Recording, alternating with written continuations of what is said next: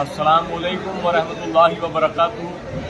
تمام عاشقان حضور غریب نواز بلکہ تمام امت مسلمہ کو میں آج یہ پیغام دینا چاہوں گا، 29 ذی الحج کی تاریخ ہے آج۔ اگر آج چاند ہو جاتا ہے تو کل سے 1 محرم لگ جائے گی۔ مسلمانوں میں نہ جانے کہاں سے یہ ایک نیا چلن آ گیا ہے کہ محرم کا چاند دیکھتے ہی ایک دوسرے کو نئے سال کی مبارکباد دیتے ہیں۔ اچھا، جب نئے سال کی مبارکباد کا جو یہ سلسلہ شروع کیا، اس نے مسلمانوں پر اتنا اثر نہیں کیا، تو لوگوں نے یہ سکھایا کہ نوح علیہ السلام کی کشتی کو نجات ملی، یونس علیہ السلام کو مچھلی کے پیٹ سے نجات ملی، آدم علیہ السلام کی توبہ قبول کی گئی، اور دیگر انبیاء کے واقعات جوڑ دیے گئے اس کے اندر۔ کئی انبیاءوں کے واقعات جوڑ کر کے موسیٰ علیہ السلام کے لیے دریائے نیل فرعون سے نجات ملی۔ تو بے شک اللہ تعالیٰ نے یہ سارے معاملات پیش کیے، لیکن یہ سب کیوں؟ کیونکہ اللہ تعالیٰ کو یہ معلوم تھا کہ عاشور کے دن 10 محرم کو جب نواسۂ رسول شہید کیے جانے والے، وہ دن بڑا اہم دن تھا۔ اس وجہ سے اس دن کے وسیلے سے سب کے کام، سب کو نجات ملی۔ تو تمہیں آدم علیہ السلام یاد ہے، نوح علیہ السلام یاد ہے، موسیٰ علیہ السلام یاد ہے، یونس علیہ السلام یاد ہے، تمہیں محمد رسول اللہ کا نواسہ یاد نہیں ہے؟ جب محمد رسول اللہ صلی اللہ علیہ وسلم کی پوری اولاد کو ذبح کر دیا، وہ تم کو یاد نہیں ہے؟ تم خوشیاں منانا چاہتے ہو۔ اب ذرا سوچیں کہ اس پہ کیا دلائل پیش کرتے ہیں لوگ۔ اس پہ دلیلیں یہ پیش کرتے ہیں کہ سوگ 3 دن سے زیادہ کا نہیں ہے، وہ محرم کا قصہ ہو گیا۔ تو بھائی، حضرت امیر حمزہ کا جب شہادت ہوئی، جس سال بی بی خدیجہ الکبریٰ کا جس سال پردہ ہوا، اس سال کو رسول پاک نے غم کا سال ڈکلیئر کیا۔ پھر بھی اگر نہیں سمجھ میں آتا ہے تو ایک اور حدیث دیکھو، جس میں حضرت عبداللہ ابن عباس سے روایت ہے کہ آپ نے خواب میں دیکھا کہ رسول پاک گرد و غبار کی حالت میں، پراندہ حالت کے اندر، اور آپ کے بالوں میں دھول، بوسیدہ لباس، اور آپ زار و قطار رو رہے ہیں۔ حضرت عبداللہ ابن عباس نے آپ سے پوچھا، یا رسول اللہ، میرے ماں باپ آپ پہ قربان ہو جائیں، آپ کو کس نے پریشان کر دیا؟ آپ کو کس نے رلا دیا؟ تو رسول پاک فرماتے ہیں کہ میرا حسین شہید ہو گیا۔ جب حضرت عبداللہ ابن عباس خواب سے بیدار ہوئے تو آپ نے اٹھ کر کے وہ وقت اور تاریخ لکھ لیا، اور جب کربلا سے قافلہ لوٹ کر کے مدینہ آیا اور انہوں نے یہ واقعہ سنایا، تو انہوں نے دیکھا کہ وہی وقت اور وہی تاریخ ہے جب امام حسین علیہ السلام کو شہید کیا گیا۔ یہ حدیث بخاری میں درج ہے۔ تو لہٰذا یہ بات سمجھ لیں کہ رسول پاک وہاں خود موجود تھے اور آپ زار و قطار رو رہے تھے۔ جس موقع پر محمد رسول اللہ صلی اللہ علیہ وسلم زار و قطار رو رہے ہیں، اس موقع پر مسلمانوں کو خوشیاں منانی۔ افسوس، صد افسوس۔ اور اگر یہ بھی کہہ لیتے ہیں کہ چلو سال بھر کا غم ہے، پھر برسا برس کیسے مناتے چلے جا رہے ہو ہر سال، تو یہ جان لو کہ امام جعفر صادق علیہ السلام سے روایت ہے کہ جب مدینے کے گھروں کے اندر محرم کا چاند نہیں دیکھتے تھے لوگ، مدینے میں جب امام جعفر صادق علیہ السلام کے گھر سے زور زور سے رونے کی آوازیں بلند ہوتی تھی تو لوگ سمجھ جاتے تھے کہ محرم کا چاند نمودار ہو گیا۔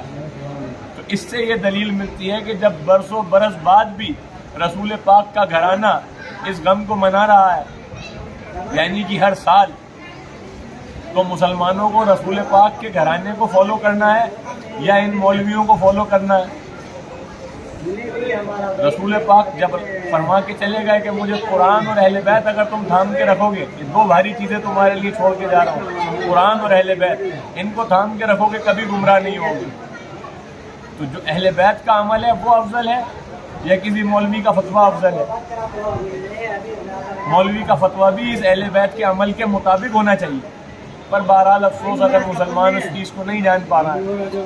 اب یہ تو خطاب تھا میرا ان لوگوں سے جو محرم میں خوشیاں منانا چاہتے ہیں، وہ پہچان لیں کہ ان کو رسول پاک کے ساتھ اور ان کے گھرانے کے ساتھ غمزدہ ہونا ہے، یا پھر جب رسول پاک اور رسول کا پورا گھرانہ غمزدہ ہے تب انہیں خوشیاں منانی ہیں۔ تو پھر جب رسول پاک کی بارگاہ سے شفاعت آپ کو اللہ تعالیٰ عطا فرمائے گا، تب آپ دیکھ لیں کہ کہاں سے آپ کو لینی ہے۔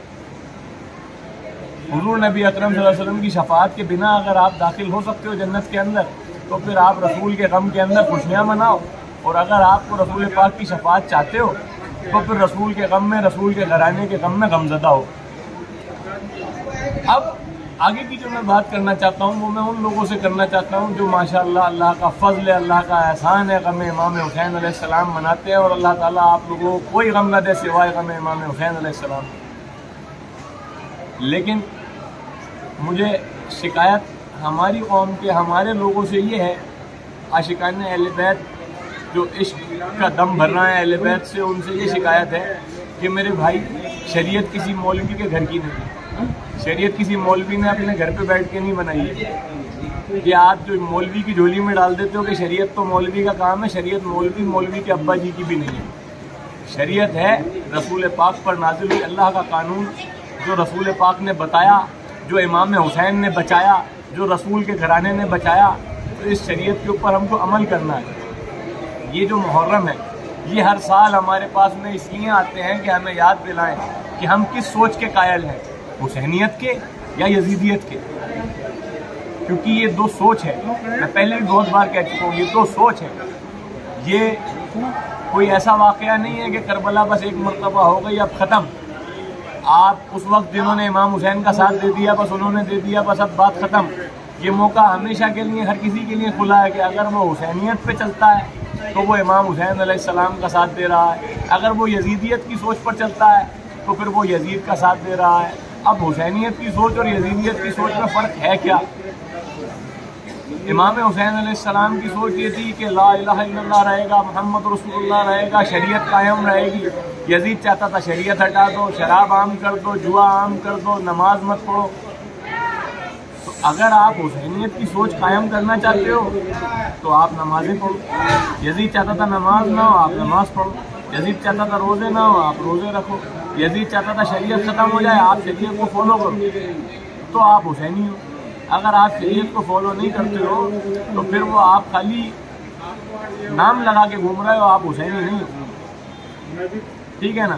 اور نماز بڑا اچھا ایک شعر ہے اس میں دوہے کے اندر، نماز وہ ہے جو فاقوں میں مصطفیٰ نے پڑھی، جو چکیوں کی مشقت میں فاطمہ نے پڑھی، جگہ کے اپنے ہی قاتل کو مرتضیٰ نے پڑھی، گلے لگا کے زہر کو جو مجتبیٰ نے پڑھی، جو چاہتا ہے کہ عظمت نماز کی دیکھے، میرے حسین کا وہ سجدہ آخری دیکھے۔ پڑھی نماز جو عابد نے پشت ناکا پر، ادا کیا اسے باقر نے سختیاں سہ کر، بیاں کیا اسے جعفر نے برسر ممبر، رکوع میں جس کے رہے برسوں قاضی میں مستر، رضا نے لب پہ سریر رضا سجا کے پڑھی، تقین تقوی ابو طالبی بتا کے پڑھی، نکین نقوت باطل مٹا مٹا کے پڑھی، اور عسکری نے خبر آخری سنا کے پڑھی۔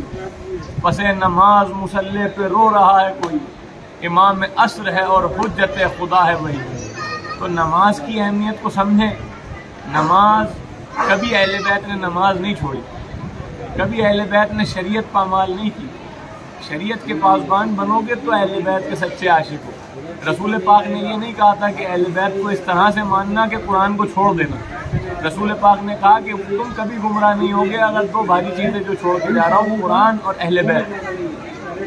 تو اہل بیت ہمیں قرآن کی طرف بلاتے ہیں اور قرآن ہمیں اہل بیت کی طرف بلاتا ہے، ٹھیک ہے نا۔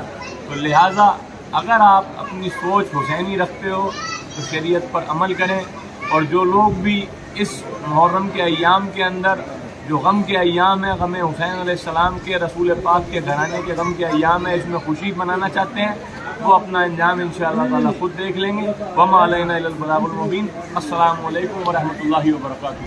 اس ماہ محرم نے قیامت یہ دکھائی، اس چاند نے صغرا کو خبر جا کے سنائی، ویران مدینہ ہے بسی پر وہ بلا ہے، محمد کے نوازے کا بپا ہے۔